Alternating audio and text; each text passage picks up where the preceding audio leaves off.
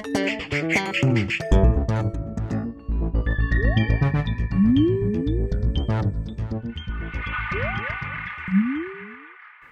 everyone and welcome to The Vortex, where lies and falsehoods are trapped and exposed. I'm Michael Voris. Well, you certainly didn't need the gift of prophecy to see this one coming.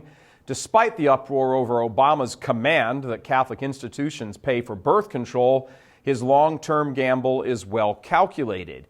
In what is doubling as an ideological imposition and a move which helps split the bishops further from their flocks, Obama is going all in on finally, once and for all, neutralizing Catholic resistance to him. It will, of course, remain to be seen if his gamble pays off, but the first returns are coming in, and initially, his gamble is actually paying off. Look at these numbers from the Public Religion Research Institute. A majority of Catholics actually, get this, a majority support Obama on this one over and above the bishops. In fact, the percentage of support among Catholics for Obama's free birth control for everybody plan is actually greater than among the general population of Americans. And who says Catholics are just gullible sheep? Heck, we can actually blaze a trail when it comes to defying divine law. Even if he does grant some kind of waiver to some Catholic groups, the main point is this: Obama has tested the waters and found that the support for the bishops among the overall Catholic population really is as weak as everyone has long suspected. What a dilemma for the U.S. bishops. After squandering their moral authority for the past 40 years by laying in bed with the party of death, they are now paying the price. It was many, most in fact, of the bishops themselves who have stayed deathly silent on the issue of contraception, so much so that it is nearly impossible to turn up one single document or letter or press release from their national headquarters where that is the main topic. Most of them have turned a blind eye and a deaf ear to their own priests, counseling for what is by now millions of couples that the teaching on contraception is, official but not realistic. Hint, hint, get it? Most of them have allowed the contraceptive mentality to seize firm hold in the parishes, even in the area of natural family planning that's oftentimes treated as little else than Catholic birth control. Most of them have pushed for decades now the idea that the government and not individual faithful Catholics should be carrying out the corporal works of mercy with regard to the poor and the sick. A large number of them have been complicit in the rise of power of this despot and have now responded as though this somehow came out of the blue like it's some big surprise.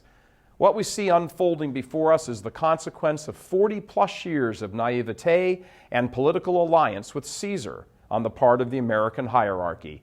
Even today, in the midst of all of this, many of them still continue to align themselves with the policy goals of the party of death with regard to illegal immigration, climate change, and other policies on which reasonable men can disagree. Yet too many of them tie their political and policy opinions to their moral offices as the bishops, so as to disagree with them on immigration, for example, is to challenge heaven itself. A couple of months ago, they re-released the pathetic document, Faithful Citizenship, a document that thankfully almost no Catholics know about or pay attention to if they do. In it, the garble of language and ambiguous competing principles essentially says nothing and claims nothing as being an absolute disqualifier for holding public office. Killing children in the womb and supporting laws that allow this barbarism is a disqualifier, automatically and undeniably. Yet nowhere is this clearly stated in the document. Practically all Democrats in office support this murder, and yet nothing is really said about them, much less done about them.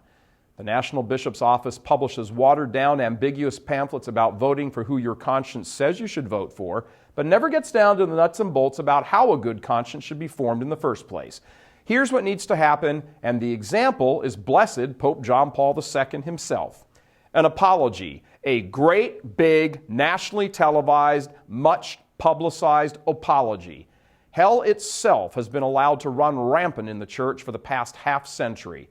The bishops who have been complicit in this through their silence need to stand up and 1, admit their complicity. 2, confess for all the Catholic world to hear that they have been wrong in not exercising their authority in charity as strong men do. 3, they need to publicly acknowledge the grave disaster they have allowed to be rained down on the church, down to the loss of hundreds of millions of souls from the faith. And it is hundreds of millions of souls over all these years. And when all of this has been publicly confessed, they must set about to make amends in very tangible, practical ways. Dissident theologians must be summarily fired. Catholic institutions that operate in the name of the Church yet defy her infallible teachings must finally be cast off once and for all. Chanceries must be cleared of professional Catholics. Priests and religious that do not live moral and faithful lives must be brushed aside. In short, a purification of the Church must begin and must begin in earnest. It was, after all, Catholic laymen in voting booths all over the United States that put Obama in the White House. They did it because they have been deceived through their lack of proper instruction in the faith, which falls squarely on the shoulder of bishops, whose job it is to teach that faith and safeguard it. We have come to this sorry pass because too many shepherds have abandoned and ignored the flock as the wolves have ripped it apart. A major mea culpa is called for. God love you. I'm Michael Voris.